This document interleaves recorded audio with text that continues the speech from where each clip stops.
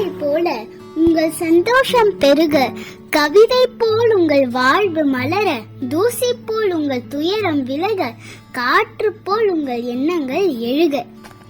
வணக்கம், நான் தான் உங்கள் புகழாதிரா. இன்னைக்கு நம்ம பார்க்க போறது ஏபிஜே அப்துல் கலாம்க்கு ரொம்ப பிடிச்ச ஒரு திருக்குறள். அதுக்கு முன்னாடி அவரை பத்தி ஒரு சின்ன கிளிம்ஸ். அபுல் பக்கீர் ஜைனுல் ஆபுதீன் அப்துல் கலாம். இவர் ஒரு ஏழ்மையான மீனவ குடும்பத்துல பிறந்து அவரோட கடும் முயற்சியால நாடை திரும்பி பார்க்கிற அளவுக்கு தன் துறையில உயர்ந்து நாட்டின் முதல் குடிமகன், அதாவது பிரசிடென்ட் ஆஃப் இந்தியா ஆனாரு. அவருக்கு அடிக்கடி சொல்லிக் கொள்ளும் ஒரு திருக்குறள் பத்தி தான் நம்ம இன்னைக்கு பார்க்க போறோம்.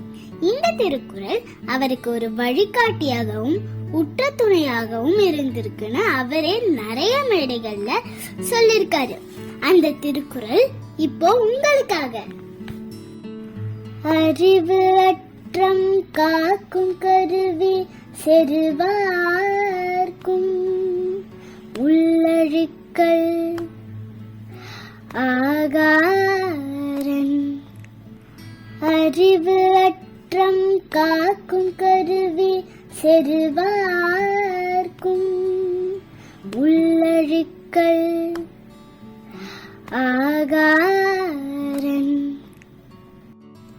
அறிவு அற்றம் காக்கும் கருவி செருவார்க்கும், உள்ளழிக்கல் ஆகா அரண்.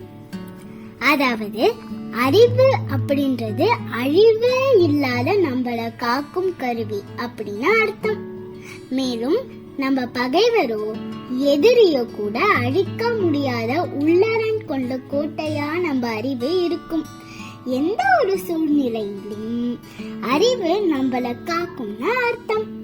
இந்த குறளுக்கு அப்துல் கலாம் மட்டும் எடுத்துக்காட்டு இல்லை, நீங்களும் ஒரு நாள் இந்த திருக்குறளுக்கு எடுத்துக்காட்டாக இருக்க முடியும்.